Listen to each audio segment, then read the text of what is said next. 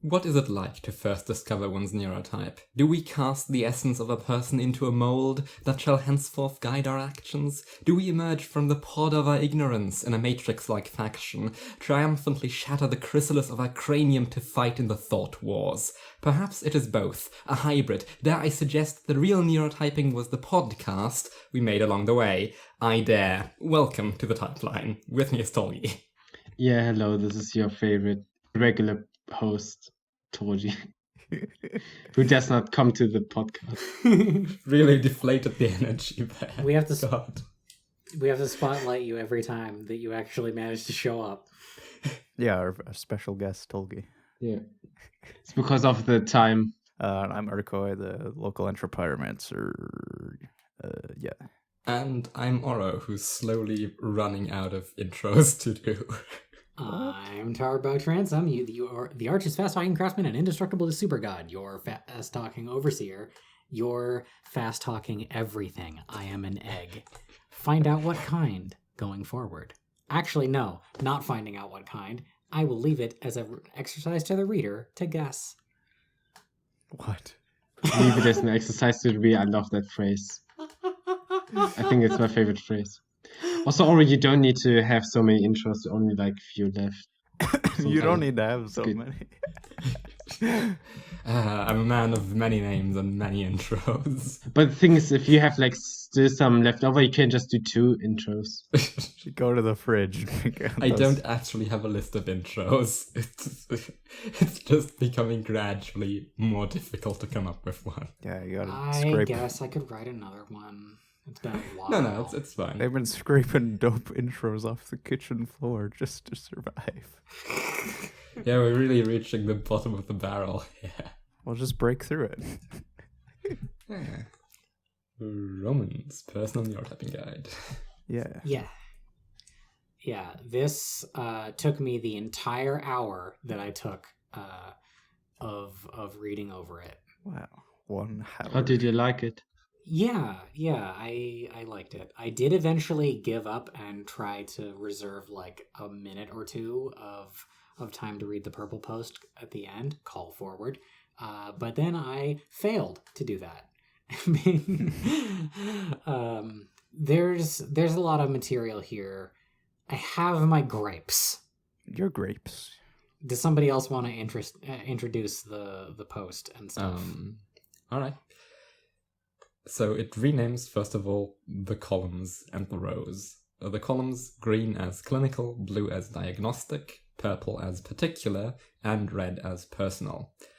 Then top lat as convoluted, mid lat as plentiful, mid lin as various, and high lin as singular.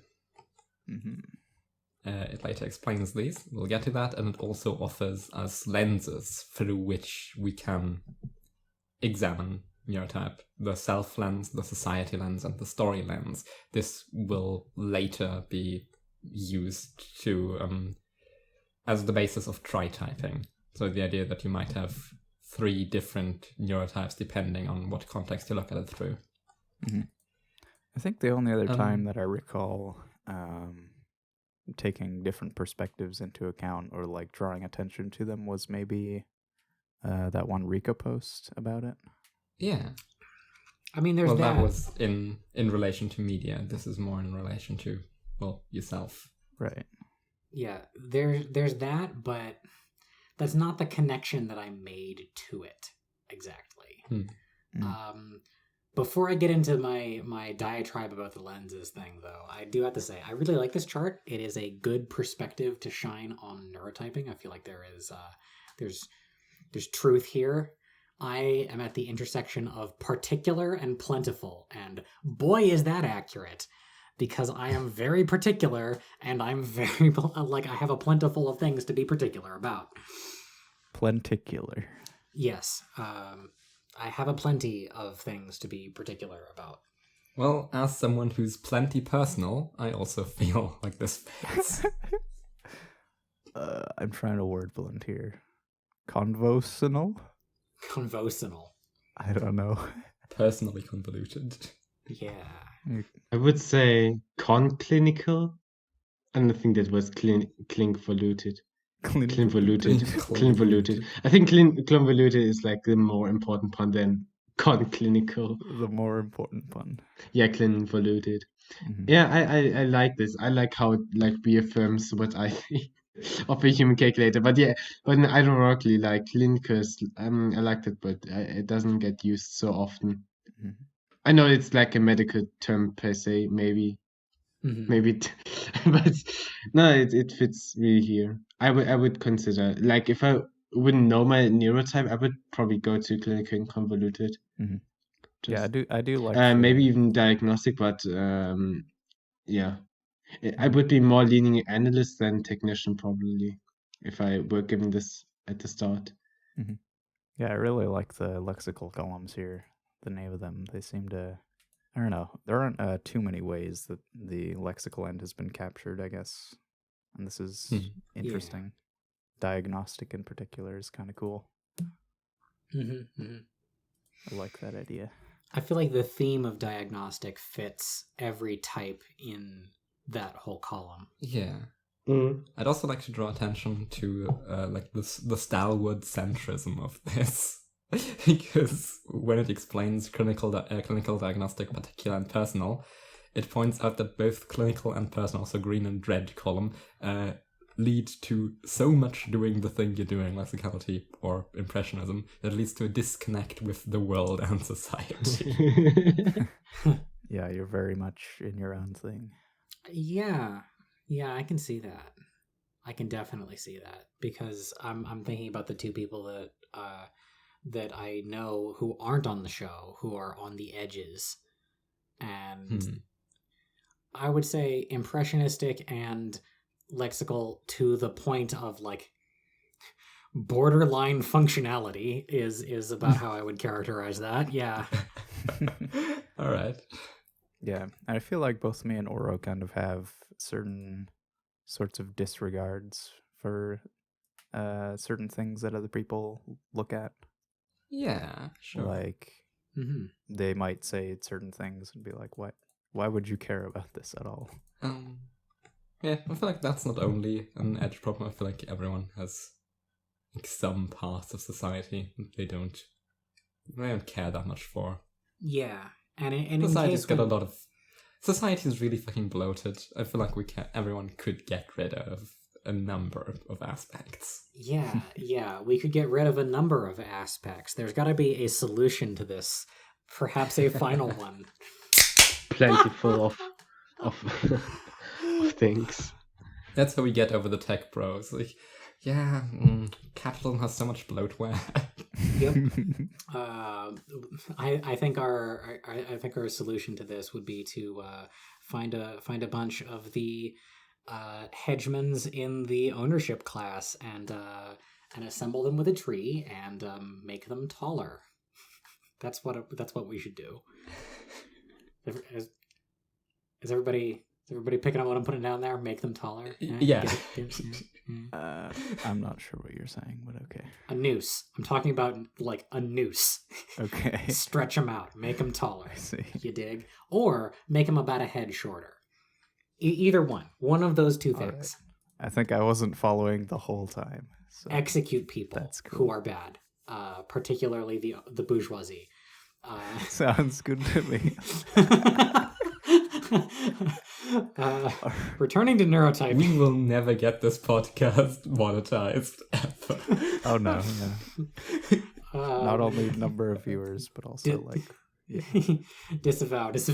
No, avow. Yeah, avow. Already disavowing. Holy shit. No, I think this is we avowed. It's like a fake disavow. I had my fingers crossed behind my back, so it doesn't count. Okay. Yeah. This chart, good chart. I don't feel like we super have to explain clinical, diagnostic, particular, personal, because they're pretty much just the columns and rows as you know them, with like pretty standard descriptions of what lexicality and laterality are. Just new words for it. I think it's pretty self-explanatory, actually. Like, yeah, I do want to highlight in particular, because this captures really well the struggle of the purple column. I want to be understood, but I am particular enough that I don't trust people to be able to do that unassisted. Well, that's sort of from the like red angle, I guess. Saying particular, it's kind of like I wish you wouldn't almost. Like from my perspective, it's like okay, why is this the limit on that? From clinical, I get a vibe of like professional distance, you know? Mm-hmm. Yeah, it sort of does. The lexicality is a coldly detached and rational thing, which I continue to not be a huge fan of. But I guess I'll let it slip. We've bitched about that enough. Yeah. I just wanted to say that particular in the coming from the personal angle, not particular as in like no, those two things do not go together. Those go in separate boxes. It's more of a wanting to be understood type particular, or that there's something highly specific about me. Yeah. Rather than being fussy about details in other things. Mm-hmm. And I think that phrasing that I just made right now ties into what he means and what I misunderstood initially about lexical is external versus linear is internal, or impressionistic is internal, which is the thing that he said that I initially disagreed with because I couldn't tell what he meant. There's been a pattern of that with different people's interpretations, like Magica's we haven't talked about, or he never made a post about that, but his was sort of like impressionism is the internal world, and then external is the lexical. And then also, if you remember the worldly abstraction, the time cake post, it's kind of the same thing, but it's like with another layer where instead of internal and external world, it's like internal and external arena within the world. See, that's the basis on which I was disagreeing with it. The thing that you just said that Magica said. Because I am as we established last episode, I am a very externally driven person as far as how I test out ideas and stuff like that. I am the Sunset Shimmer compared to a Twilight Sparkle who is highly internal but very lexical. Yeah. You dig? Mm-hmm. Yeah. But yeah, with that extra layer on it, it kind of works. Yeah, but the thing I really care about this thing is the lenses. So should we get to those, or do you still have notes in the chart? There was stuff about the extreme lateral and linear. There was lines about like to the point of confusion. Oh yeah, right. And I think linear. Thank you for reminding me about that. Yeah, linear confusion is something that I don't think has been brought up before, really. Maybe not directly. I don't think directly, at least not in a post by anybody. Also, this is past when I stopped reading. Please summarize. Yeah, and I was thinking about the way he worded it, where the lateral... Well, let me look here. The lateral was to the point of confusion to self or society or whatever, and then the linear was confusion in the self. And I was thinking about it with Ouro's description of those, where the lateral being the most atomized, it's kind of like the self is a single point, and it's defined by its whole like layers of context around it. So the lateral confusion is where the whole context is shifting. So that point no longer has any other reference point to it. Whereas the linear is kind of like there's something shifting within this whole thing. It's like, am I what I thought I was? Almost. Yeah. I am going to have to highlight and reread that because that definitely feels like something that I would... Like, I skimmed it, but I feel like I would have a much more to say about that because from what you're describing, it sounds an awful lot like the missing puzzle piece to the guy that I call the order quadrant guy that I know. Because he'll describe like thousands of trains of thought that he can't cope with, and he wants it to be linear, but it fails to be linear, and so it just kind of destroys his life. And my initial read is like, well, that makes you pretty lateral then, because otherwise you wouldn't have so many trains of thought. But he can't actually utilize any of those things. So I was thinking that he was linear because his inability to cope matches more with like if you were a linear person but forced to have lateral brain, then it would cause you some pretty serious problems, like what I'm seeing in this one guy I know. And it also makes more sense out of linear entrapment versus lexical overload, lateral overload. Yeah. In that you could describe the thing that I just said as a lateral overload, but when he's actually dealing with a problem, or like I'm trying to have a conversation with him and we disagree, then he will lock himself into the way that he sees things and be literally unable to conceive of something from another point of view unless it is spelled out for him in the most baby mode way possible. It is immensely frustrating. So it's sort of like a failure to integrate other things within the whole. Yes. And so like that confusion angle needs to be put in the form of a chart so that I can digest it easily. Because as we have seen 2 episodes in a row, this wall of text just bounced off of me. I can no longer read. I have become illiterate. I have become the thing I hate. But yeah, I was interested in this because there's like in real life and on the neurocord, like multiple linear people or examples of that where it's like a linear confusion. And it's like, I know it's distinct from lateral, but for a while I was not really getting what the difference was exactly. Because both of them is like a failure to manage something. And yeah, I feel like that's like the difference there. Are you saying centrist master race? Is that what you're saying? Maybe, but I think confusion can be useful. Yeah. I mean, because centrism, I mean, it's like you won't get to those extremes that can push you into really interesting places, I guess.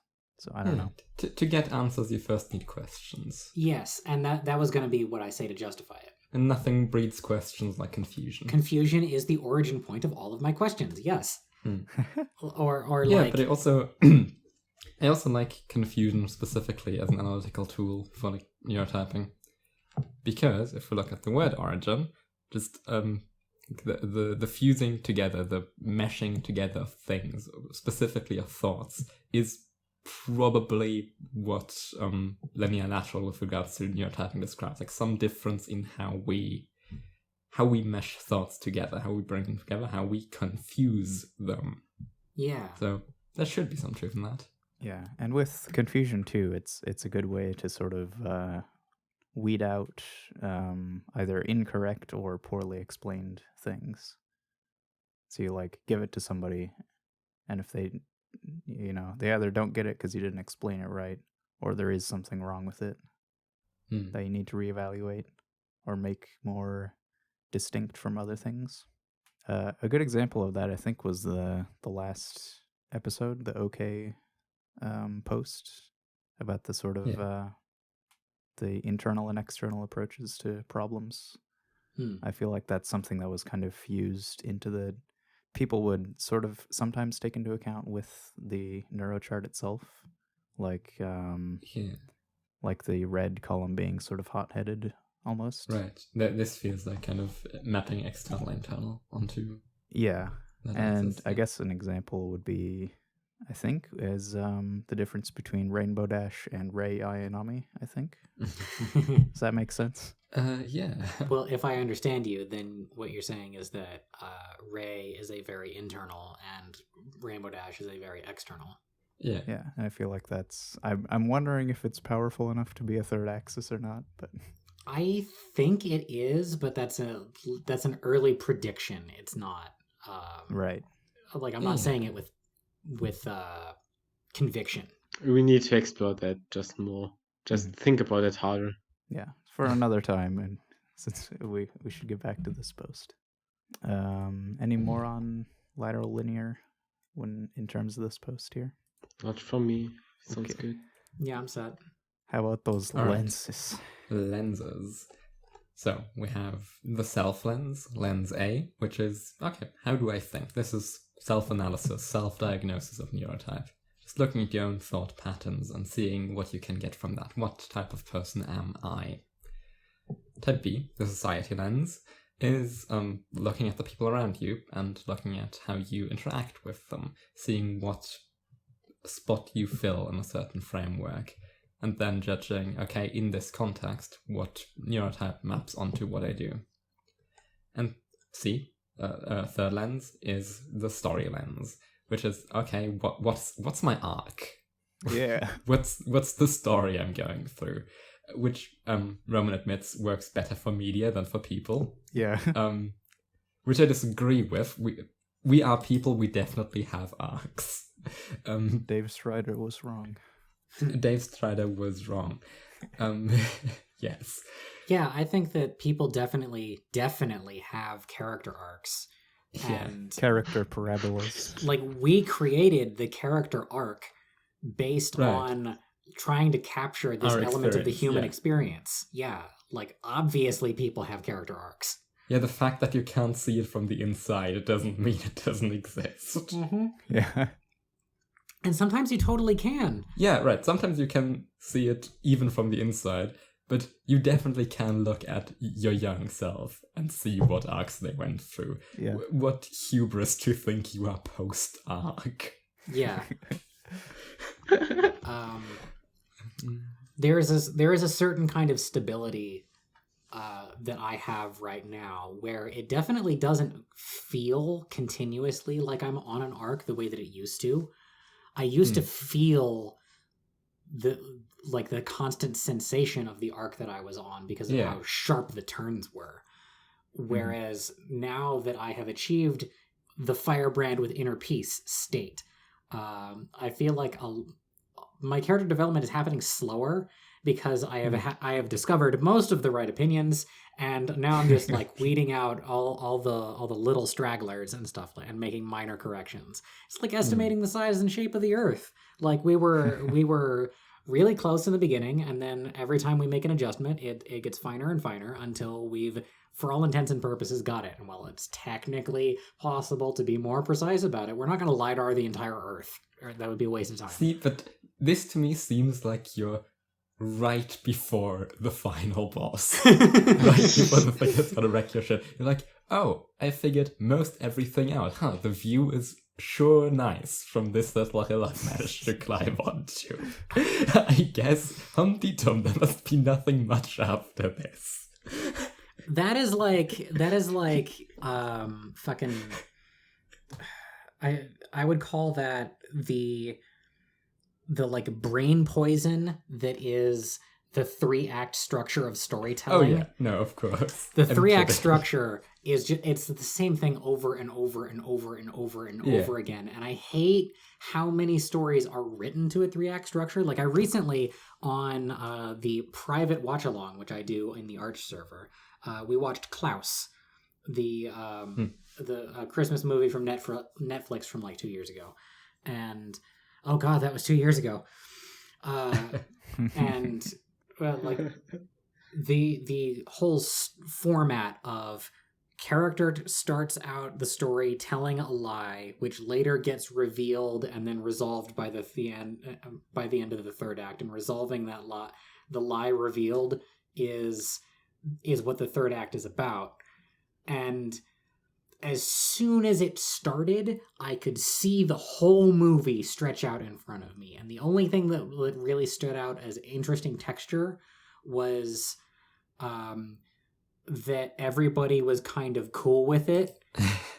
Instead, like, it's just a subversion of like, no, we're not doing that. But they still did it. They still did the whole lie revealed, I'm mad at you action.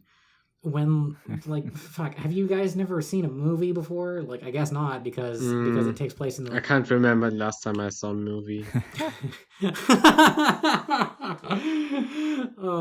Right. I meant the characters, but yes. I can remember the last time I saw a movie. This is why I'm annoyed at like people who are like I don't know. There's something wrong with the story, but then they're sort of like, oh, here's how to do good storytelling, and it's like they fix it too much, almost. Well, they didn't get away from the central problem, which is that the lie and lie revealed structure is dumb and boring.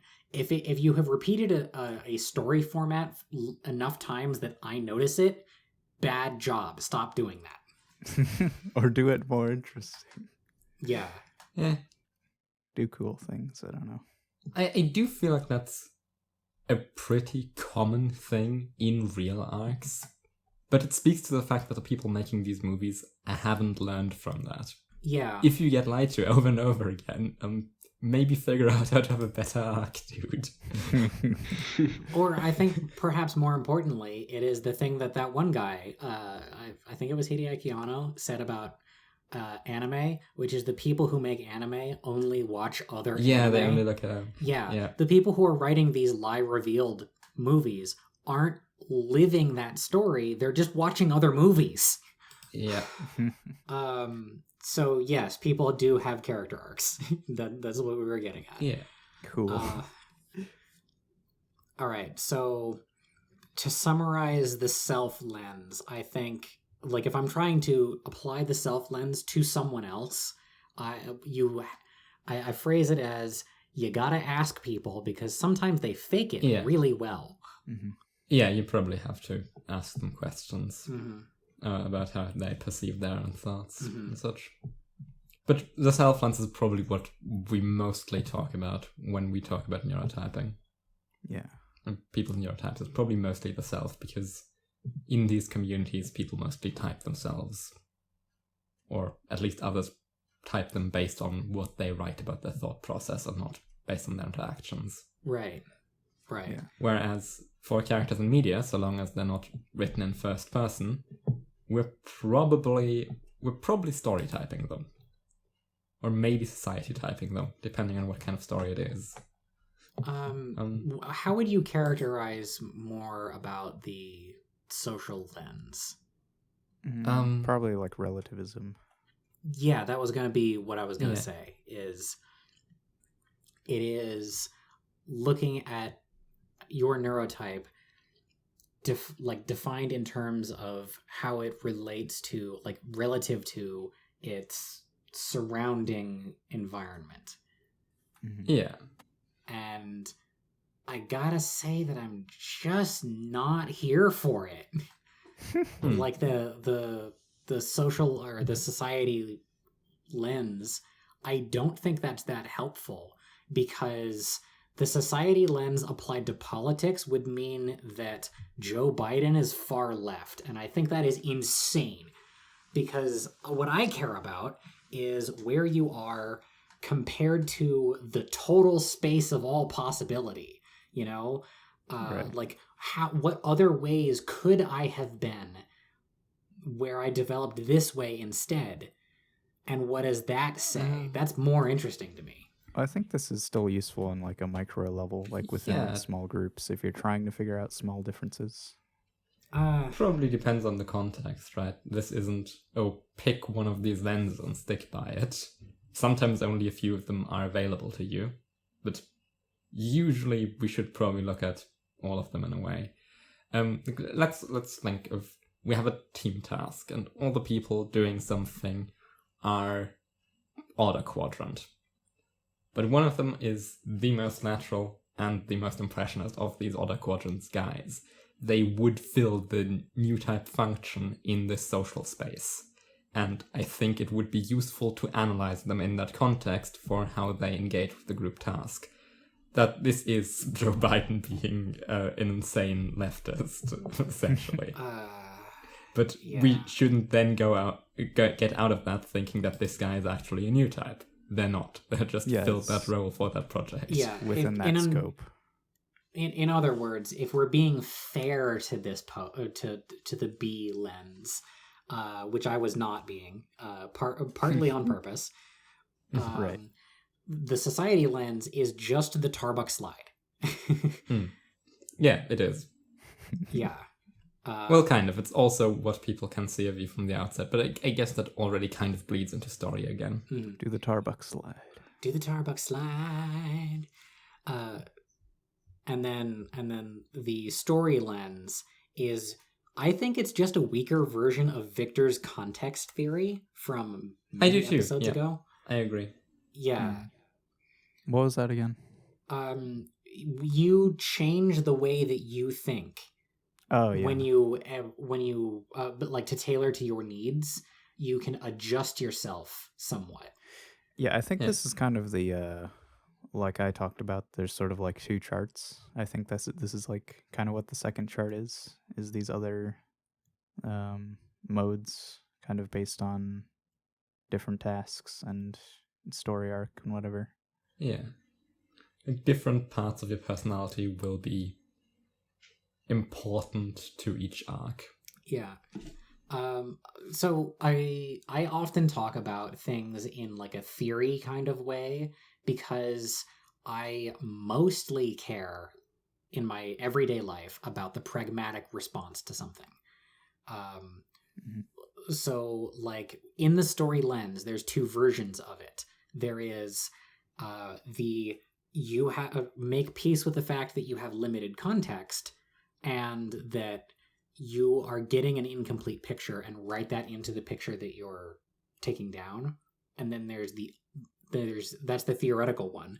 And then the alternate version, the pragmatic answer is, well, I'm going to work with what I've got because it's what I've got, which is, let's just assume that our interactions with this person are all encompassing, that this person is accurately, completely portraying themselves to me. In this context, because we can take for granted that this is a narrow slice, but I care about how this person behaves in the context that I'm going to run into them. Yeah. That's why I, in my notes, kind of renamed these as self-lens kind of being the base, and then society being instrumentally expanded and story being instrumentally contracted, and that story is just these fine slices of someone's life. We look at that. We look at the cutouts and see what we can make of that. Whereas society is kind of assuming more context than you actually have about what roles they fill in the environment, and then also gauging the types of everyone around them, kind of getting the broad picture that way with a bunch of speculations as tools mostly to aid this base concept of self-lens. All right. Yeah. Man, we got a lot of good material out of this post. Yes, because it's a good post. Yeah. Okay. It is. Shouts out to Roman, as always, who was very happy about the picture of him riding a crocodile. Yeah. I think my last point is his talking about the way that he means internal and external is how the lenses concept relates to neurotyping. I guess. Yeah. Okay. Yeah, that's cool. I like that. Okay. This next post by Akko is Life is a bit of a rant. It's called History of the Neurotype. It's a very confusing title. I don't Yeah. Very confusing text. All right, so I'm preparing for an upcoming German English exam, and I was reading some introduction about literary periods, specifically a guy called J.G. Herder, who was some kind of philosopher from 1744 to 1803. Dates are stupid. He talked about a conflict between rationality and sensory experience. In his eyes, the literature and poetry of the time were declining in quality and becoming lackluster. The population was becoming more and more stick-up-their-ass-like. Sensory experience through one's body and the emotions those create were one of the most important parts of what he called the human soul. And as he explained, the overfixation on logic, words, and reason was slowly killing the poetic capacity of the human being. Compared to the less developed tribal societies, in quotes, The Europeans had lost connection to that part of themselves, he claimed, and he feared they may never recover. How is a cripple to walk again? In the age before physical therapy was invented. In essence, abstraction and codification of emotion were bad. Raw sensory input and emotional output were good. So I ask you, how is this not the discrepancy between what is considered categorical and what is considered impressionistic? Also, is this sub dead? In the comments, there's a link to the Discord. Reddit just is dead. All subs are stillborn because it's Reddit. Stillborn, I have become. Post on an overly aggressive BDSM board. Is this sub dead? Oh my god. I think in a case like neurotyping, a Reddit about it is only going to be on the cutting edge of that field for so long because we're in the business of discovering answers here. That's what the show is about, I think. Fuck you if you don't. And when you get further in sorting out what those answers are, there's gonna be less to talk about with time because we got the answers. It's the history. It's the post history of the subreddit. I feel like you're being overly kind. It's just that neurotyping is about how thinking works, and Reddit isn't very good at thinking. It's some combination of those, I guess. Yeah. Well, each time you expand the circle, you walk around the perimeter. It takes longer and longer. Yeah. That's another good way to put it. It's literally the life in the spiral. Yeah, so it's not that we're necessarily going to run out of answers. It's just going to take longer and longer to get to those. Yep. I think this post is about a guy who is living the inverse of the complaint about that stuffy neckbeards tend to have about modern art and postmodern art. This is on the other side of that divide. He was complaining about Enlightenment stuff, basically, where people were starting to focus on logic and they were, in quotes, losing their poetry. This is... Yeah, right. This guy reminds me a lot of Rousseau. Losing my edge. It's the exact same argument of that's not art, but from the other side. What I'm really trying to say here is, okay, boomer. I think it's kind of interesting because there's been, you can take different slices of history and be like, oh, we're getting from this neurotype to more toward this neurotype. Yeah. And there's different ways you can look at it, which it's kind of interesting because early 1900s might seem more lexical in some ways, but there's also other ways in which almost seems more impressionistic. It really depends on the kind of slice you take out of it. Mm-hmm. And it was happening differently at different layers of society, I think. Yeah, watching old, really old shows, for example, there's bits of it where it's kind of why are they not saying any words right now? And we're just getting weird dramatic close-ups on people's faces. Stuff like that. Or why was that thing that he said weird and why did they react like that? I don't understand what's going on. Mm-hmm. In Anlo Chat about a month ago, we watched Casablanca and I was kind of blown away by the cinematography because they did a lot of things that these days would be considered highly experimental. But the more of those old movies that I watched, the more that was the standard of stuff you follow a tracking shot of a guy walking up the stairs and then you follow him a little bit into the next room through the wall, going sideways through the wall. And then he walks out of frame so that you can still see the door. And his shadow is cast on the wall, and he opens a safe, puts something in it, and then closes the safe again and walks back into frame. Nobody would fucking do that nowadays. That is an incredible shot. and it makes such an interesting, like, in the context of, like, when you've seen the run up and everything, it tells you very interesting things about this character and the moment that he's living there's, I don't want to over explain it because I want you to watch it. Casablanca is as good as people say. All right.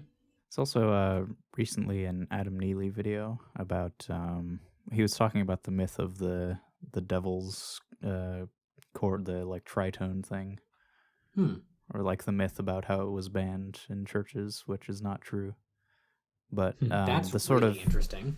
the places sort of where that myth came from, I don't remember exactly. It was I think it was like Notre Dame or something. The music made around that time. And he was playing that stuff, and it was like actually very strange and experimental. Like listening to it now, it's like, wow, nobody does that. A tritone is 3 equidistant notes on a scale. Is that right? It's I like think. it's like Or a it's chord like, made out of. Yeah. Or it depends on what distance you are equaling to. Yeah. The 3 whole tones. I don't know if it's a specific distance, but it is, 3. Basically, you do equally. that twice and you have an octave.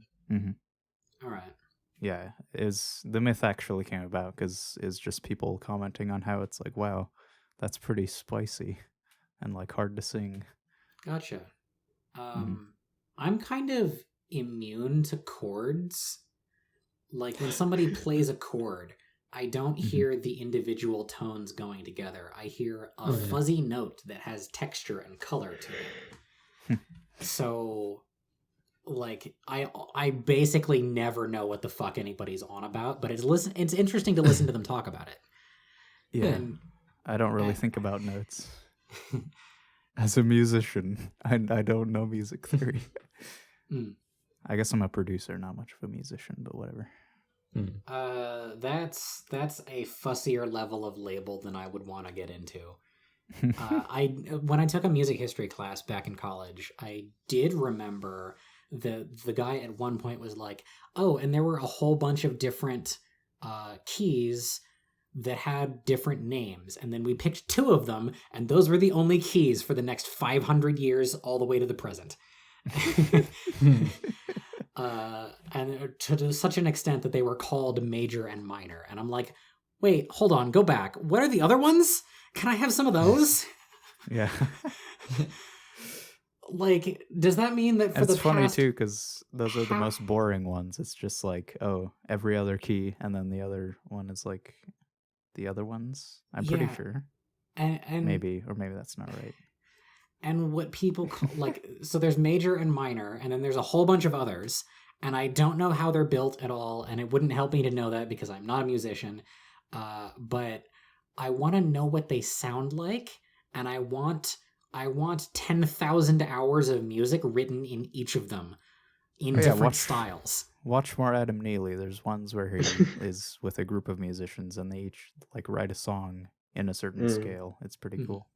Yeah, that's cool. Yeah, that's what I want. And if I understand it right, it means like the distance that a step is between the different notes is what's different, I think. Yes, so is that right? in the major you have like the bass tone, then 3 half tones to the next tone, then 2 half tones to the next one. And then minor it's first 2, then 3. And then for a diminished you have twice 2 steps, and then in the I don't know what's called in English, but it's overextended kind of like twice 3. Okay. But you can build way more than that. If you would have a piano or like a keyboard or something, that would be extremely good because you can play for yourself as long as you want. Yeah, it's like you're playing with specific shapes on a piano or whatever instrument, I guess. Yeah. Gets different flavors.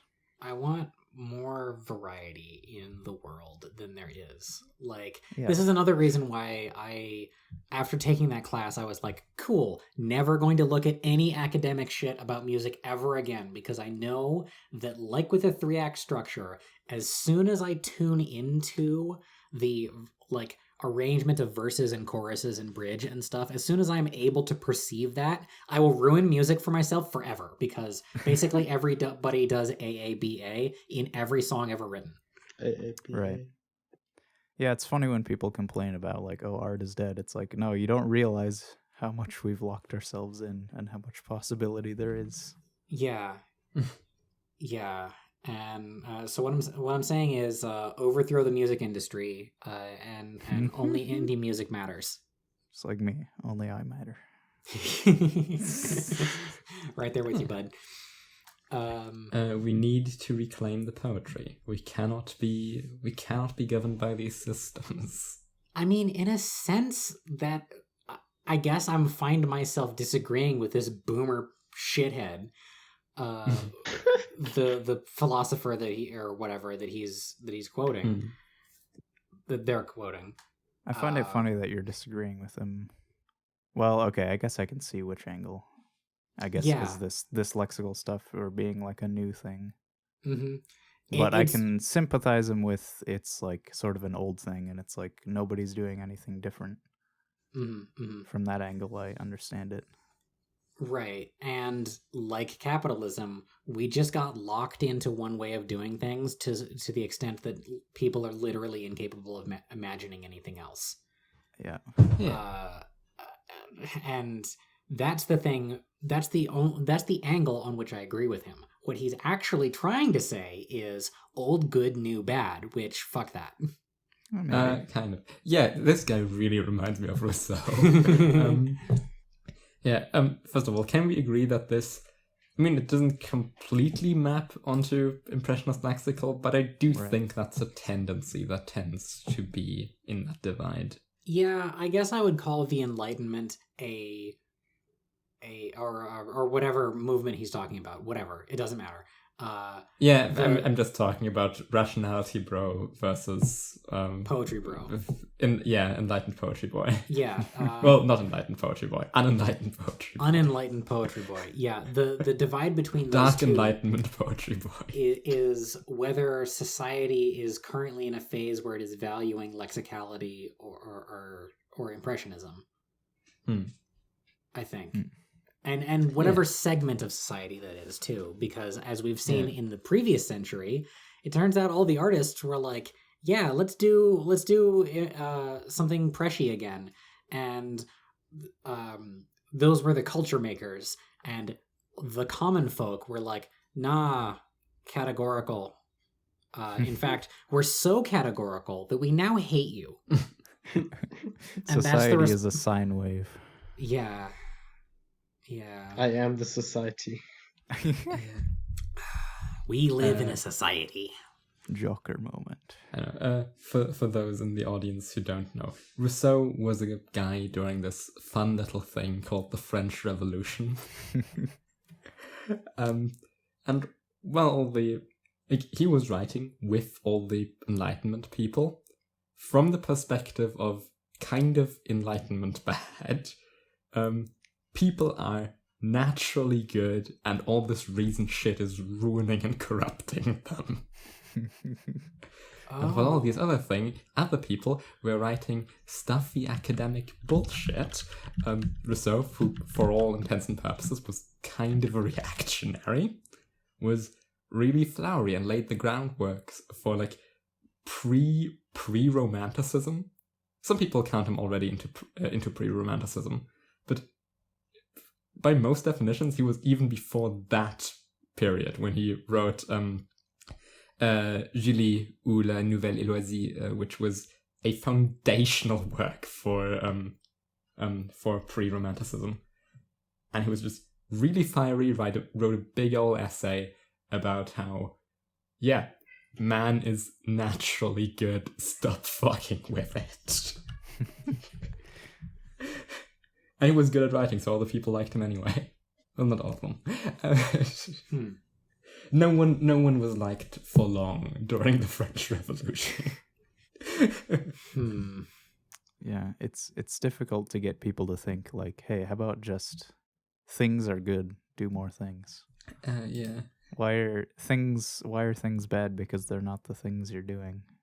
That's not what Right. what makes things bad. What makes things bad is that they're bad.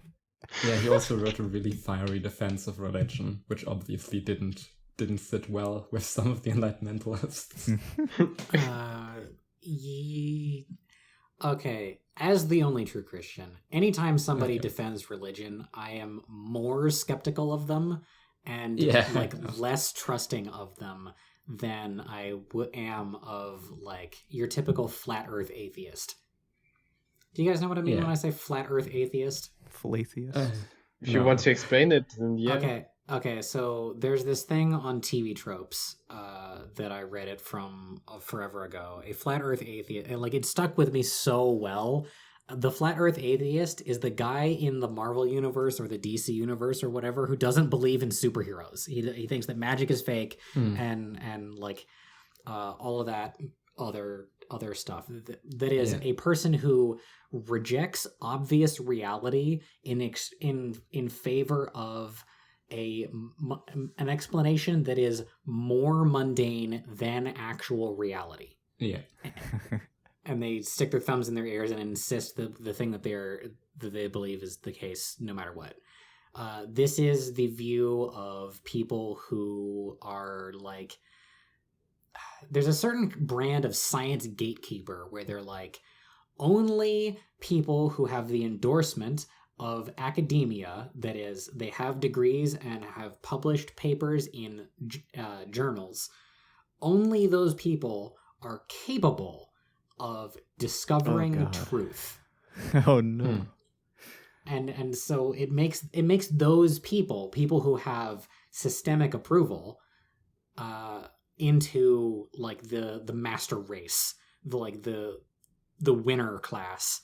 And I am super against that because I don't think that the scientist has a monopoly on truth. They are science is one of the master disciplines, but it is not the only one. Yeah, sure. And for that matter, that's not even getting into the fact that the system that runs the intelligentsia right now is super restrictive about what it is willing to consider a possible thought. It spirals in on itself, which is why the field of psychology is 70% bullshit. Because you can look that up as the reproducibility problem, and also the fact that they made a bunch of really weird, unsubstantiated claims 70 years ago, and then they just kept building on that and making their theories more complicated to justify why that is the case. This is why I am against psychological drugs that are given to you by I'm anti-pharma because of this. Well, I hold that you should take all the drugs you want to take. Yes, take all the take all the drugs that you want to take. What I'm saying is that those depression drugs don't do the thing that they're claiming to do, and they know that, and they don't care, and they're just throwing shit at the wall to see what sticks. Come on, they don't do one of the things that they claim to do, but if you look at the long, long list of side effects that they list, those are definitely things they do. They list 99% things they actually do. Yeah, yes, that is definitely the case. Unfortunately, that is true. Yeah.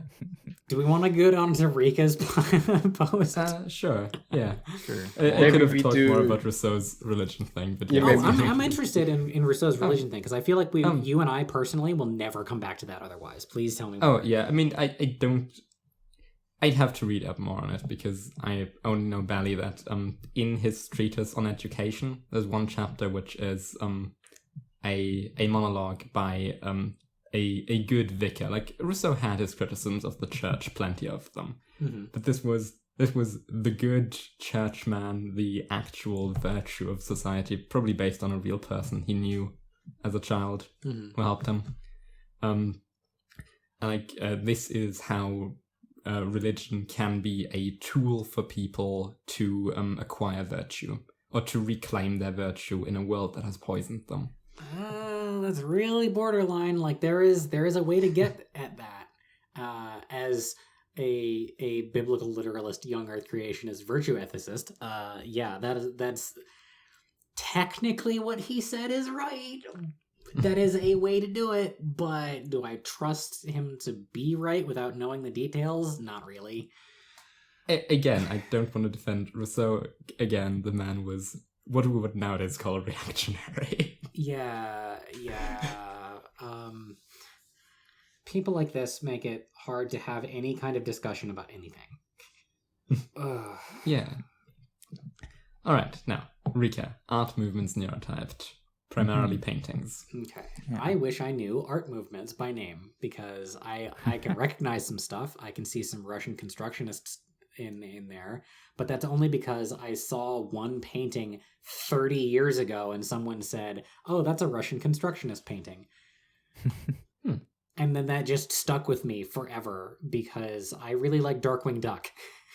Okay. Look, if you know Splatter Phoenix, you know what I'm talking about, all right? Alright. Also, tell me that's not the coolest possible name for someone who can brush a clear coat onto something and then use that magic clear coat to go inside a painting. Splatter Phoenix? That's an incredible name. Yeah. Cool. Yeah. I don't know how much there is to say on this other than... Actually, yeah, I don't know. Oh, okay. Maybe you can help me place some that I can't place. Really embarrassing. Alright, we have a Picasso, the girl with the mandolin, between Analyst and Fascinator. We have the Dali melting clock thing in New Type Aesthetician. Mm-hmm. We have another Picasso that I think is called Crying Woman, I'm not sure, an Overseer. Reminds me of Small Man style. Yeah, we have I think Monet painted a lot of bridges, but the famous Monet bridge with the flowers under on the river in Externalist. Probably one of those from his garden. Monet had a big old garden. That's all I know about Monet. Pollock in the bottom right corner of Pure Instinct. Starry Night in the top left corner of Pure Instinct. No, wait, it's Starry Night, right? Yeah, I'm not an idiot. Yeah, I think. Okay, Van Gogh Starry Night, top right corner. Top left. Who'd I forget? Mondrian in level-headed contemplative understanding bookkeeper. Like the red, yellow, and blue squares on white, the little grid thing. You know Mondrian. Everyone knows Mondrian. Now that I think about it after talking to Rika yesterday, the thing between Impressionist, Clear-Sighted, Externalist, Pure Instinct might be Paul Klee. Not sure. And I've seen the rest, but I don't know who did them. Yeah. Can anyone place any of the others? No, I don't know most of these. I mean, everybody knows Starry Night. Everybody knows Jackson Pollock. I think... Famous psyop Jackson Pollock. Yeah. I mean, after knowing the process for Jackson Pollock, it gives me a lot more regard for what he does. Like, I was one of those dismissive guys who was like, yeah, that is just paint. Oh, box. no. Yeah, he's a cool guy. He was just used for a very nefarious purpose. Right. If you happen to be an asshole about Jackson Pollock, try something for me, okay? Open up MS Paint, get the rectangle tool, and then fill the page with colored rectangles. But here's your directive. Make sure that there is no resting point for your eyes. There is no focal point. There's no one hot spot where your attention goes. Try that. I dare you. Can I brute force that? I mean, you could. Like with the program? Yeah, sure. You literally could. I mean, you can just create noise, but it's hard to manually actually create noise. Yeah. And that's what the skill is a pleasing color palette where there's no focal point. Yeah. But there are still directions. Like if you pick any one point, you can still like follow kind of currents from that. Yeah, it yeah, has cool. flow to it. And then Yeah. there's the even weirder Also try process. looking at it from different distances. Also neat. Pollock is cool. I like looking at Pollocks. Then there's the even weirder parts of some of his process where he would like cover a naked woman in paint and suspend her from the ceiling and then just pendulum her around a giant canvas on the floor and see what happens. Yeah. There's at least like 5 paintings of his that are made that way, and knowing that is cool, and not knowing which of them they are because I have forgotten is also cool.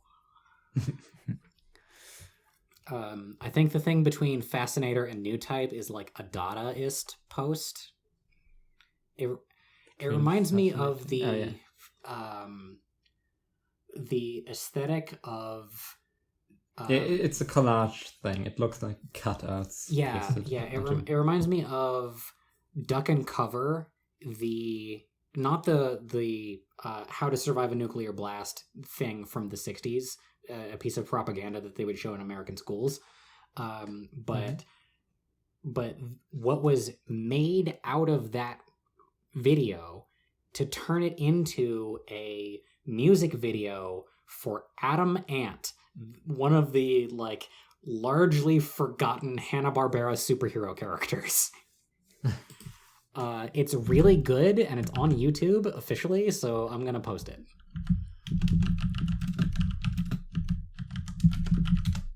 There we go. They called it the series Groovies. There was a bunch of these, including one about Jabberjaw, which people also generally remember because it was kind of like one of those ska punk things. Or at least that's what I remember it as. There you go. This is not ska punk. This is just cool. But I imagine that nearly everyone who is younger than me has not seen it. I haven't from the looks of it. But I just found out what the picture between Level-Headed and Bookkeeper is called, of the woman in the frilly dress on the swing. It's called The Swing by Jean-Honoré Frangonin, apparently. Never heard that name before. I've seen the painting, but... From which era is that? Like, surely you've seen this. I've posted it in Buster posts. Yeah, definitely seen that guy. Yeah. I find it interesting that this is like way down in Bookkeeper compared to that one in Analyst. They're both kind of semi-realistic styles. Yeah.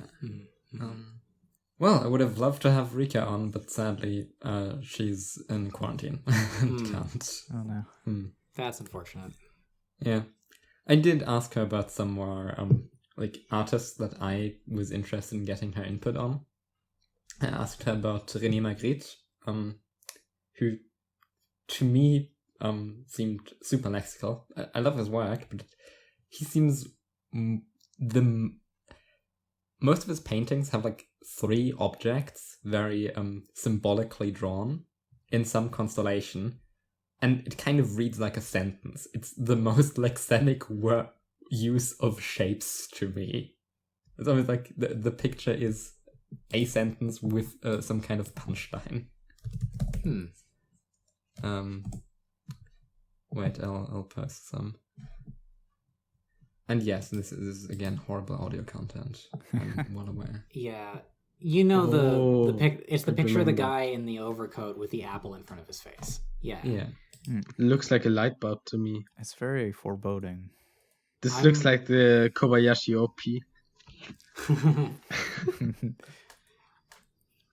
I'm posting a couple of pictures by Alum X, which is a My Little Pony artist. He's the guy who does a lot of the album covers for Violet Pony, and somewhere between the album covers for Cutie Marks and the Things That Bind Us and Queen of Misfits is what I think of for the overseer category as far as like what is overseer art. Like what is an art that is overseer, not what is overseer art. Overseer art can obviously be anything, whatever. But if I were to type the art itself, Alamex and these album covers, that's what I think of. Yeah. This is one of those album covers that I was talking about with the Scootaloo. Yeah. Okay. Yeah, we got more material out of this than I was expecting. Yes. Yeah, what I was getting to is, so Rika eventually agreed with me that René Magritte is probably somewhere around contemplative technician. And we also talked about Vasily Kandinsky, who we both would probably put around fascinator. Okay. Alrighty. Accompanying images on screen for images, people. yeah, of all of these artists we have been talking about. Pictures of theirs will be on screen. Yeah.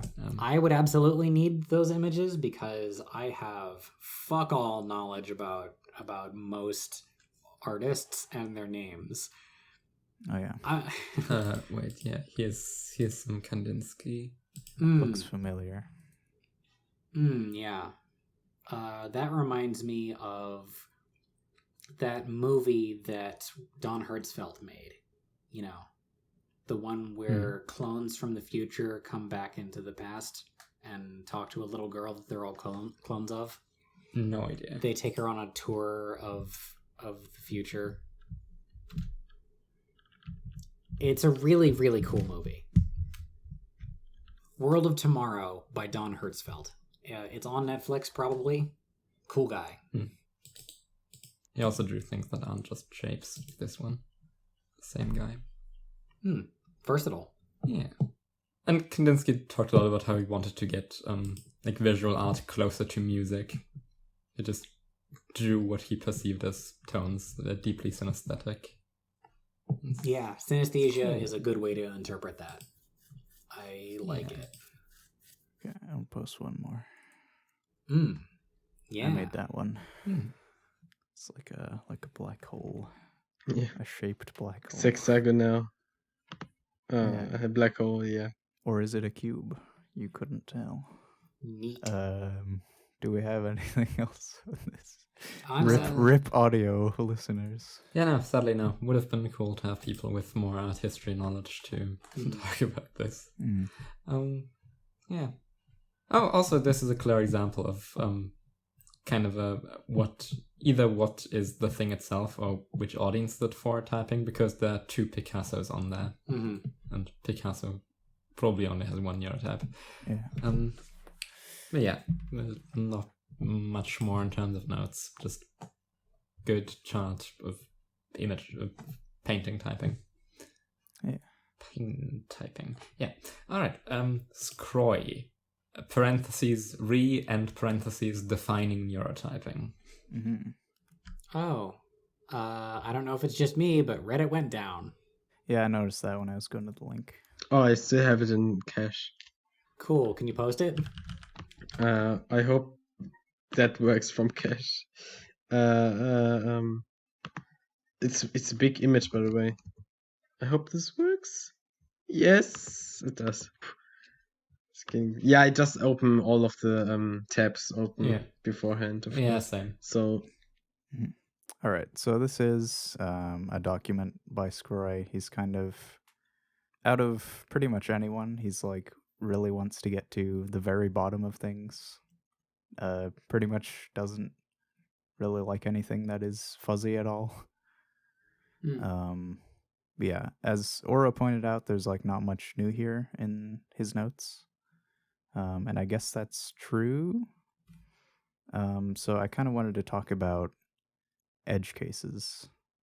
Yeah. Because there's a lot of symptoms that we ascribe to different areas on the charts, but I think there are times where there are people like him, for example, who most people disagree with it because they don't look like a certain type that they are claiming to be.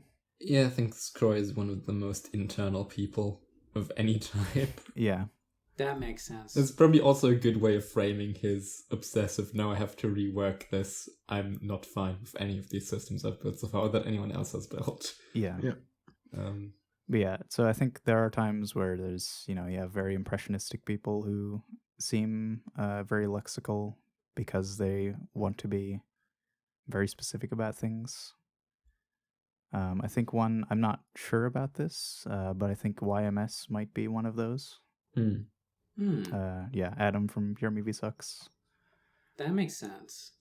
Yeah, because a lot of what he has to say is not very, like, his sentences are very simple and are kind of just straightforward, whereas I feel like somebody who is more lexical would have a more clean and precise way of capturing things. Also, he doesn't script anything, I don't think. He just kind of, it's just, I'm going to go one sentence at a time with what I think about this. And that's kind of why... Really? Yeah. And that's, if you pay attention, there's kind of like a repetitiveness to what's going on. Because if you'll notice, like, I don't know, with me, for example, I tend to repeat a lot of words, like going back over any, either things I've written or stuff I've said, like for the podcast. I'll notice I've kind of used the same word, like, I don't know, at least a couple times within a pretty short span. Well, when you find a good one, you want to use it. Yeah. And I think there's kind of like an opposite, which I don't know if is noticed as much with lexical people who are kind of seem more impressionistic. I think it's kind of like a high openness that makes them seem that way. I've met this person in real life who's kind of like that. It was very the thing that kind of gives it away is like he kind of asks questions for pretty much everything, like in funny situations. It's like a series of questions. It's kind of like taking impressionism and putting it in a box almost. It's like it's sectioned off in a way. I can see that. Yeah, that scans. I don't remember for the life of me what Beatrice typed, Adam, though. I'm thinking about that. I don't know if they did, actually. I thought that she did in the stream. Yeah, in the giant stream. Video. I don't think she did. Yeah, I mean, I'm looking at the finished chart, and I feel like I would have spotted him by now. Oh, well. Yeah. I thought I remembered her saying YMS. Or no. I think they might have brought it up. Like, I think there were ones that they didn't end up typing that they brought up. It's like, oh yeah, we got to do that person, and then they just don't because they forget. Yeah. Yeah, that's. I guess that's one of the risks when you record with like 10 people. Yeah. Yep. But yeah, I guess all that. What do you do when you have these very strange people who are kind of like impossible to type? Because you don't want to just put them in the middle. That doesn't seem right either. Right. Well, I think that's where a lot of our litmus tests come in. The things like linear overload or lateral overload versus linear entrapment. Yeah, one approach is to do that, like have more, just a big number of tools, which is very helpful. But I think this approach here is kind of like having, when I think about what is written down here and apply it to other things, like other charts people have made, it kind of works with all of them. Yeah. So yeah, it is maybe potentially a very boring post, but I think it is handy. Yeah, if someone wants to read into neurotyping, this might be among the places to start. I think it could honestly, be. I don't even think it's the best, like, comprehensive, low surface level write-up. It's just... Right, I do think it could be done better. But I think the material there is pretty good. Or some of the pieces of it. I'm underwhelmed. Yeah. All right. The next one. Yeah. Cooler Kid 1692. Neurotyping, slight variant / retooling. Yeah, I skipped all the text and went immediately to the chart. The lateral has been renamed to dynamic. Linear has been renamed to direct. Categorical has been renamed to codical, which is really funny to me, so I kind of want to keep it. It's a funny word. And I mean, it's impressionistic is still faster impressionistic. It's faster than categorical. And then you could call... and it has some of the right letters and less of an order. you could call them cods instead of cats. That's so much better. Imps and cods. I'm pretty sure the plural of cod is cod, isn't it? Yeah. You are correct. But Oh, wait, I imps- like doing it wrong on purpose for cods. Because I think it would piss them off. Tolgi, confirm.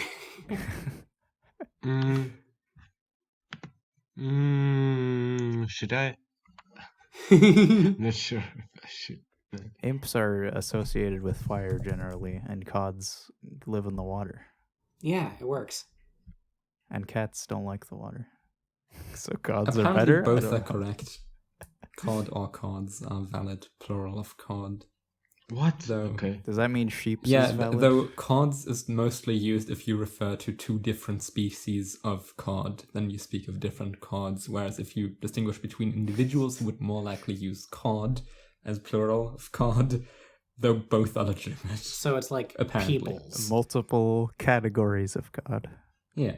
Yeah, right. Exactly like people and peoples. Exactly like that. Okay. I feel like this is the chart that I'm underwhelmed by. It just seems like another one. Yeah. I This guess does At not least sound it like gives... an- Giving new names as previously established already raises things Yeah. to a higher level in my book. Just the fact that you bothered giving us a new way of speaking about it is Yeah, that is good. nice. I do appreciate it. I really just love laminated thought as a phrase. Laminated thought So good. is a good phrase. Yeah. So I'll save it for that reason. Laminated and diagnostic. Yeah. Yeah. And- So I skipped over naming the columns and the rows. So Oh. all the way in the categorical side, all the way in the codical side, you have encoded, laminated, fuzzy, and then all the way impressionist is nebular. Then you've got the rows starting all the way lateral. You have fragmental, segmented, branched, and streamlined. And I think that's where the real insight is. That's the thing that's the best about this chart is the names that they give to the rows. The fragment row, the segment row, the branch row, and the streamline row. Yeah. I like those. Yeah. Again, I also really like Laminated, and Nebula ties back in with the third episode, Corrado's nebulophilia, nebulophobia, Jesus Christ. Yeah, the nebula chart. makes a return. Yep. Yeah. Return to the nebula. Episode 16. Return of the Nebula. How do you feel about being fuzzy? Um, Fuzzy segments. Oh, you're tribbles. yeah, fuzzy segments. Fuzzy segments. I feel like the words fuzzy segment is not nearly as good as the chart with the circles on it. Chart with the circles on it still takes the cake. Yeah. The fuzzy segments chart. I mean, what should I say about fragmental and encoded fragments? Data fractal interfacers. Yeah. Data Oh my fractal interfaces. Yes. Encoded fragment interfacers. I called it. I also like that they give an explanation of what systematized is that doesn't rely on the logic by archetype at all, which is good. Yeah, that's pretty nice. To read it out for audio listeners, initial information processing follows a distinct codifying input-output process that mitigates the need to sense ideas. Because this is the most distinct thought process type, it is also the one that most naturally lends itself to breaking down concepts and putting them into palatable terms. I changed it from lexical to systematized / codical because I don't want to imply that the thought process is any less subjective than an impressionistic one, but rather it's just ideas put in different but still personally arranged terms. It is a different route to the same end, understanding. Yeah, that's a really good argument for that. Yeah. I like it. Yeah. Yeah, maybe I should have read the descriptions. I'm not going to still, though. Most of them are kind of basic, but I like this one specifically because so many people go into this whole rationality thing, which I find is misleading. Yeah, I really don't like it. If I remember correctly, they do kind of not do that as well for Nebula. I think there it does the art boy thing. Kind of. Maybe. Yeah, okay. Nebula isn't as good. But I feel like they do a good job there. And yeah, I like the terms. Segmented is good. Nebula is good. I know. Something but laminated. That seems like a term no person would ever choose to describe a thought process. I know somebody who would. But it but somehow fits. it fits really well. That's funny. I have literally heard the phrase, "my thoughts are delaminating," before. Huh. Oh my god. Delaminating. Yes. The description is, there's a metaphorical layer or film over this thought process that gives it firm, explicable guidance, but allows for more ambiguity in how ideas develop. Mm-hmm. Yeah. Kind of a thin cast around whatever it is you're doing. It's still flexible. You can do something with. Yeah, and not see-through. That's also important for the metaphor, I guess. Yeah, just lots of things on that term, which is very weird to me. Mm-hmm. When your skin layers delaminate, that's what causes a blister to happen. Yeah, just to give you extra evocative imagery for that, but also make you deeply uncomfortable. No, see kids just relaminate your skin layers. You joke, but when I can sense that too many of the collagen fibers in my skin are broken and I'm gonna get a blister, I slide it back into place and then I don't use it for a while, and I can usually avoid developing a blister in the first place. Yeah, okay. History of the Overseer by Small Man. Oh man. Yeah. I love this. This is too many words. It's called Purple Prose, which Yeah. I respect. I like that a lot. Yes. Yeah, it outlines again a lot of the etymology, the terms that have been used for overseers over the years, over the millennia we've been doing this. Shadow guardians, overseers, confidant, concept apologists, justifiers. That's the one that sticks out to me. Agroseers. I think that's one he came up with. Yeah, the original work here is Justifier. Really? And I feel as you might be able to tell, a frequent need to justify myself to other people. Because everybody wants to be understood and stuff like that, but I have very little trust in people actually doing it correctly, and so I feel I need to constantly explain my thoughts, and I don't accept surrender. Damn it. Yeah. Yeah. Anyway, I cut you off. You were explaining more stuff. Was I? Oh yeah. Then it goes into what Beatrice said, what Magica, zone theory guy, if you remember zone theory, dear listener, what they said about the overseers, what I said about the overseers, the overseer agroseer chart, which was also Magica. Yeah, so that's just part of that. The fight or fuck response. This was not talked about. Yeah, this wasn't talked about because it was a Another one shitpost. from Magica. Yeah. One of the first memes about this type, and probably one of the first of any type, is the call with Magica. We noted that overseers tend towards the extremes on their feelings of one another, perceiving a trend of them either vibing deeply with each other as they solve their frustrations with communicating, or exasperating them to mouth frothing frustration despite similarities. Maybe that's just me, though. Yeah, seems legit. Yeah. Uncanny valley of understanding is definitely a thing. Nothing as frustrating as someone who almost gets it. Oh yeah. I went on a rant about that pretty recently in the Neurotypeline Discord about conspiracy theories, because they're so close to actually I getting read it. over that. Yeah. They're so close to actually getting it. But it's not satanic cannibals, dumbasses. It's probably partially satanic cannibals. I mean, yeah, skull and bones. But they're There's not gonna be at cannibals. least one. There's got to be at least one. You're gonna tell me that somebody like Jeffrey Epstein never tasted human flesh? Yeah, of course he does. Kick the cook, eat the cook.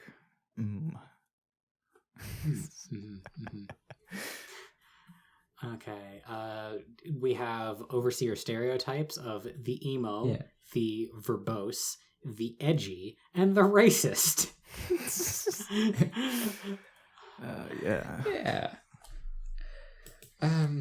I know, this seems like such a good example of how all our social categories are super duper collectively constructed. Because we did not have a word for overseers before, as if we came up with a year ago, and immediately they formed, like, people self-assign a label, and then others will assign that label stereotypes that would not have applied to them before they chose the label for themselves. Yeah. We constructed a category and then the stereotypes that go along with it, which is fun and terrifying. Yeah. It's very terrifying. Yeah. All right. I am out of stuff to say about this post. I started with nothing, and then I squeezed blood from a stone. Hashtag callbacks.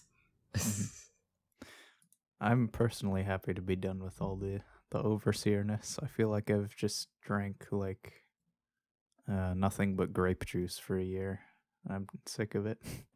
You've overly seen it. Yeah. And I think the more we go along, the more I don't think about overseer in this specific way at all. Yeah. I feel like I have a lot to do with that. Maybe. But then again, I have to come back to, I am not a representative example of anyone of any kind, because there are no men like me. And now we have found out in what way Talbot is an egg. There are no men like him. Circling back to the start of the episode. Oh, wow. Egg. Stop turning people into egg. Hey, did we actually do it? Did we do a 1.5 hour episode? I Oh dear. think we What the did. fuck? We only managed to do it by cutting one in half. Otherwise, it would have been 4.5 hours. But here we are. Oh yeah. Don't Yeah, mention by that. the way. Yeah, but there's They cutting need not to do. know. People Don't will have worry. forgotten. Yeah, you'll notice the last episode was only 3 posts somehow, and it was like over 2 hours, or about 2 hours, which is like insane. So yeah, we just Yeah, did the this rest one was of the only posts. 6 posts. Yeah, we just did the rest we had. Cool. Yeah. All right, I'm You want good. to plug anything? Do I want to plug anything? And sync clap later. Oh, sure. Yeah, and we should end on a sync clap like we didn't before. Oh yeah. Yeah. What are we? Let's see. Okay, so if you like the sound of my voice and you are enthralled by my captivating personality, you are going to want to look me up on the Arch Plays, which is a podcast that I definitely still do. We promise. Hopefully by the time this episode is out, Yeah. there will be more new episodes that I have actually published. We've recorded more. We've recorded more. I'm also on the Ubermensch podcast, which comes out on the same channel. So just subscribe and you'll see it. Is there more of those yet?